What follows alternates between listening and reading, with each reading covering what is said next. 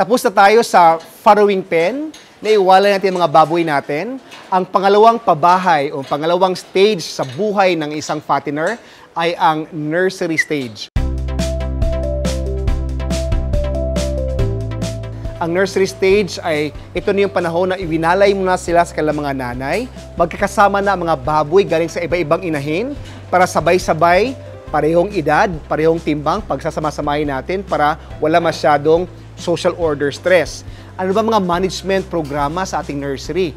Kadalasan sa nursery, kailangan dahil magkakahalo sila galing sa ibang inahin, importante na magkakapareho ang timbang sa isang kulungan. Importante din na magkakapareho ang kanilang edad. Magkakapareho, hindi lalampas ng 10 days ang difference ng edad nila at hindi lalampas sa 1 to 2 kilos ang variation ng kanilang mga timbang para walang nagbubuli-buli at wala ding underdog doon sa kanilang grupo.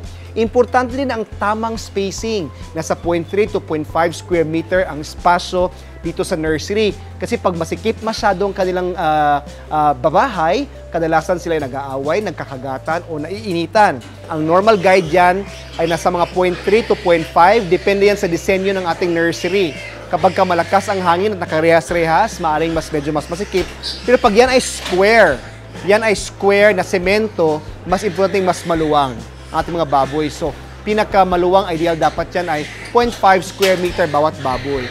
So, ang mga baboy natin ay 20, kailangang hindi bababa sa 10 square meters yung space ng ating nursery para makuha natin yung tamang movement, airflow ng hangin doon sa ating nursery pens. So, importante sa nursery pen na elevated para hindi masyadong basa kasi pag basa sila masyado, mataas ang humidity, nahirapan silang huminga. Importante dito na tuyo ang mga pens. Yung drainage sa ilalim ay talagang lagi na papatuyo at tanggal ang dumi para hindi aabot yung ang masangsang na toxic gases sa mga bagong walay ng mga biik. Importante din ang tamang space sa feeders at waterers. Sa waterers natin, napaka-importante na sa bawat isang waterer, hanggang 8 baboy lamang ang iinom. Kasi pag masyadong kulang sa waterer, nasi-stress yung mga baboy, matagal nakakainom yung mga baboy, nagkakagatan yung mga baboy, mas tumataas ang variation ng timbang. Importante na kailangan malakas ang daloy ng ating panubigan. Ang rekomendado na height ng nipple waterer ay 1 inch or 5 inches mula lamang sa shoulder ng mga baboy para madali lang silang uminom galing sa kanilang pagtayo. So, importante habang lumalaki yung mga baboy, pataas din ng pataas ang ating nipple waterer. Kailangan always adjusted 1 inch from the shoulder nila for easy access sa pag-inom. Habang mataas masyado yung kailang iniinom, kadalasan cause yun ng pag-ubo or asphyxiation pneumonia kasi yung tubig na kailang iniinom ay napupunta sa pharynx at larynx instead na doon sa esophagus. So nauubo sila doon, nagkukause yun ng pneumonia. At pag mababa naman masyado yung ating waterer, hindi naman nakakainom yung mga baboy ng sapat, kailangan ng sapat na dami ng tubig para tunawin at mas magamit yung nutrients ng ating BMEG pre-starter feeds. Sa iyong feeders, kailangan kung ikaw ay manual feeders, kung 10 silang baboy sa iyong nursery pen, 10 din dapat ang kailang pakainan. Sa feeders, napaka-importante, depende sa disenyo natin, kailangan tama yung laki para hindi hirap kumain yung mga baboy. At ayon sa pag-aaral, napaka-importante na pantay. Kasi pag naka-concave or hindi flat yung kinakainan na feeders ng mga baboy, ang mga feeds natin ay nagiging powder. At pag nagiging powder yan, yung mga heavy na mga components kagaya ng calcium at mga minerals ay pumapailalim kapag sila ay nadudurog. So, importante flat para walang nadudurog, madaling makuha ng mga biik, ang kanilang mga pellets, at hindi na iiwanan yung mga mabibigat na mga ingredients, lalo yung mga minerals na importante sa pag-develop ng buto at paglaki ng mga baboy dito sa nursery area.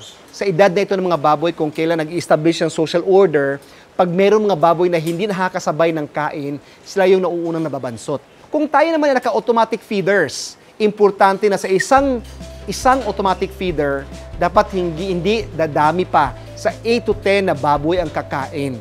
Kasi pag more than 8 to 10 ang kakain sa automatic feeders, hindi na sabay-sabay nakakain. So, apektado ang kanilang timbang.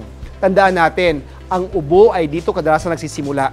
Kasi pag hindi pantay-pantay ang timbang sa nursery, hindi pantay-pantay ang edad, hindi pantay-pantay ang access sa pagkain, hindi pantay-pantay ang access sa panubigan, dito ang kagatan, ang nose-to-nose contact, kaya ang bilis ng spread ng sakit. Importante din ang pagpurga at day 35 dito sa nursery. Importante din pagbabakuna. Dito natin binabakunahan ng hog cholera ang mga baboy at around day 42. At kung ikaw ay nasa lugar na talagang mataas ang challenge sa hog cholera, importante na 2 weeks after, around 56 days, dito ulit yan sa nursery pens natin, ang booster shot ng hog cholera vaccine. So dito, alam natin na kailangan nagta-transition din tayo from super biik to pre-starter. From day 40 up to day 60, kung siyang panahon ng ating nursery, solid na pre-starter ng BMEG Premium ating pinapakain. Sa nursery area, mula pagwawalay at day 35 hanggang day 60, kadalasan on the average kumakain siya ng 300 grams up to 600 grams per day. So kadalasan importante dito, napaka-importante na sila'y kumain kasi ang feeding intake dito na-convert nila kaagad into maximum growth. Kasi ito yung panagbibinata ng mga biik. Kung ano yung ganda at dami ng kanang kinakain, ang siyang kanang ilalaki. Hanggat gustong kumain, pakainin. On the average naman, sila ay kumakain ng 500 to 600 grams hanggang sa umabot sila ng 60 days.